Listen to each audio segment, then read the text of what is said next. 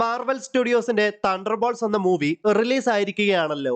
അപ്പോൾ തണ്ടർബോൾസ് എന്ന മൂവിയെ പറ്റിയുള്ള ഒരു സ്പോയിലർ ഫ്രീ റിവ്യൂ ആണ് നമ്മൾ ഇന്ന് നോക്കാൻ പോകുന്നത്. ഒരു യാത്രയിലായി പോയതുകൊണ്ടാണ് വീഡിയോ ഇടാൻ താമസിച്ചത്. മാത്രമല്ല ഇന്നലെയാണ് എനിക്ക് സിനിമ കാണാനും സാധിച്ചത്.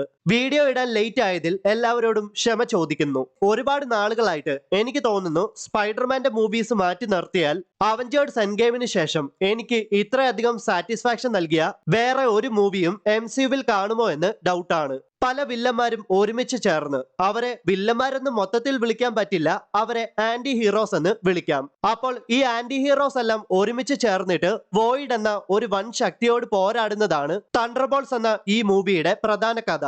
DC-യുടെ സൂയിസൈഡ് സ്ക്വാഡ് പോലെ തോന്നിപ്പിക്കുന്ന ഒരു ടീം.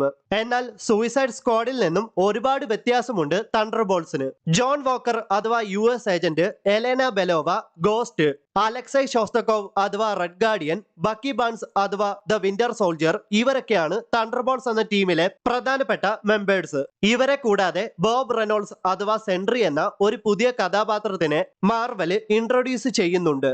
മാർവൽ സിനിമാറ്റിക് യൂണിവേഴ്സിലെ സെൻട്രിയുടെ ഡെബ്യൂവിനൊപ്പം തന്നെ അദ്ദേഹത്തിന്റെ മറ്റൊരു പേഴ്സണാലിറ്റി ആയ വോയിഡും ഈ സിനിമയിലെ പ്രധാനപ്പെട്ട ഒരു വില്ലൻ കഥാപാത്രമായിട്ട് എത്തുന്നുണ്ട്. മാർവൽ സിനിമാറ്റിക് യൂണിവേഴ്സ് ഫോളോ ചെയ്യുന്നവർക്ക് തണ്ടർബോൾസ് എന്ന ടീമിലെ മെമ്പേഴ്സിനെ പറ്റി ഡീറ്റെയിൽ ആയിട്ടൊന്നും പറഞ്ഞു കൊടുക്കേണ്ട കാര്യമില്ല. തണ്ടർബോൾസ് നമ്മുടെ അവഞ്ചേഴ്സിനെ പോലെ അത്ര ശക്തന്മാരൊന്നുമല്ല. അവർ അത്ര ശക്തന്മാരൊന്നും അല്ലാത്തത് കൊണ്ട് തന്നെ ആ ടീമിലെ ഓരോ മെമ്പേഴ്സുമായിട്ടും നമുക്ക് ഇമോഷണലി തന്നെ കണക്ട് ആകുവാൻ സാധിക്കുന്നുണ്ട്. എലേന ബെലോവയും ബോബ് റെനോൾഡ്സിനെയുമാണ് ഈ സിനിമ കൂടുതൽ ഫോക്കസ് ചെയ്യുന്നത് എന്നാണ് എനിക്ക് തോന്നിയത്. പക്ഷെ അങ്ങനെയാണെങ്കിൽ പോലും മറ്റ് ക്യാരക്ടേഴ്സിനെ താഴ്ത്താതെ അവർക്കും നല്ലൊരു പ്രാധാന്യം മാർവൽ കൊടുക്കുന്നുണ്ട്.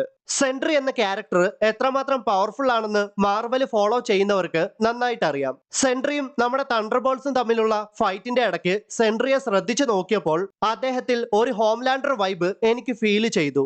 ഈ സിനിമയിലെ എല്ലാ ഫൈറ്റ് സീൻസും എനിക്ക് ഇഷ്ടപ്പെട്ടു. പ്രത്യേകിച്ച് തുടക്കത്തിലെ തണ്ടർബോൾസ് തമ്മിലുള്ള ഒരു ഫൈറ്റ് സീനാണ് പേഴ്സണലി എനിക്ക് ഏറെ ഇഷ്ടപ്പെട്ടത്. അത്യാവശ്യം വളരെ സീരിയസ് ആയിട്ടാണ് തണ്ടർബോൾസിന്റെ കഥ മുന്നോട്ട് പോകുന്നത്. സിനിമയുടെ ഇടയ്ക്കൊക്കെ ഒരുപാട് തമാശകളൊക്കെ ഉണ്ട്. എന്നാൽ ആ തമാശയൊക്കെ നമ്മളെ വെറുപ്പിക്കാത്ത രീതിയിൽ സിറ്റുവേഷൻ അനുസരിച്ച് ബാലൻസ് ചെയ്തുകൊണ്ട് പോകാൻ മാർവലിന് സാധിക്കുന്നുണ്ട്. വാലന്റീന അലേഗ്ര എന്ന ക്യാരക്ടറിനെ ഒക്കെ ഒരു നിക് ഫ്യൂറി ലെവൽ ക്യാരക്ടറാക്കി മാറ്റാൻ സാധിക്കുമായിരുന്നു. എന്നാൽ ഈ സിനിമയിൽ അവരെ ഒരു കോമഡി പീസ് പോലെയാണ് എനിക്ക് തോന്നിയത്. ക്യാപ്റ്റൻ അമേരിക്ക ബ്രേവ് ന്യൂ വേൾഡിലെ ചില ഈവന്റ്സിനെ പറ്റിയൊക്കെ തണ്ടർബോൾസിൽ മെൻഷൻ ചെയ്യുന്നുണ്ട്. ഈ സിനിമയിൽ 2-3 സൂപ്പർ സോൾജേഴ്സ് ഉണ്ടല്ലോ, അവർക്കൊക്കെ ചുമ്മാതെങ്കിലും ഒന്ന് ഷൈൻ ചെയ്യാനായിട്ട് ഒരു ഹാൻഡ് ടു ഹാൻഡ് ഫൈറ്റ് ഒക്കെ കൊടുക്കാമായിരുന്നു എന്നാണ് എന്റെ അഭിപ്രായം. CGI VFX ഒക്കെ മാക്സിമം കുറയ്ക്കാൻ ശ്രമിച്ചിട്ട് പ്രാക്ടിക്കൽ എഫക്ട്സിലാണ് ഈ പ്രാവശ്യം മാർവല് കൂടുതൽ ഫോക്കസ് ചെയ്തതെന്ന് ഈ സിനിമ ഫുള്ള് കാണുമ്പോൾ നമുക്ക് മനസ്സിലാകും. എന്തായാലും വളരെ എൻഗേജിംഗ് ആയിട്ടുള്ള ഒരു മൂവിയാണ് തണ്ടർബോൾസ്. സിനിമയുടെ തുടക്കം മുതൽ അവസാനം വരെയും ഓരോ പ്രേക്ഷകനെയും പിടിച്ചിരുത്താൻ തണ്ടർബോൾസിന് സാധിക്കുന്നുണ്ട്. മാർവൽ സിനിമാറ്റിക് യൂണിവേഴ്സിൽ ഇനി വരാൻ പോകുന്ന the fantastic four first steps എന്ന മൂവിയുമായിട്ട് സ്ട്രെയിറ്റ് ആയിട്ട് തന്നെ ലിങ്ക് ചെയ്തിട്ടാണ് തണ്ടർബോൾസ് എന്ന മൂവി അവസാനിപ്പിക്കുന്നത്. വളരെ കാലങ്ങൾക്ക് ശേഷം മാർവൽ സ്റ്റുഡിയോസ് നമുക്ക് സമ്മാനിച്ച ഒരു കിടിലൻ എന്റർടൈനർ മൂവിയാണ് തണ്ടർബോൾസ്. പറ്റുന്നവരൊക്കെ തന്നെ തിയേറ്ററിൽ പോയി കാണുവാൻ ശ്രമിക്കുക. സോ ഗൈസ്, തണ്ടർബോൾസ് എന്ന മൂവി നിങ്ങൾ കണ്ടോ? കണ്ടെങ്കിൽ തീർച്ചയായിട്ടും ഈ സിനിമയെ പറ്റിയുള്ള നിങ്ങളുടെ അഭിപ്രായങ്ങൾ വീഡിയോയുടെ താഴെ മറക്കാതെ ഒന്ന് കമന്റ് ചെയ്യുക.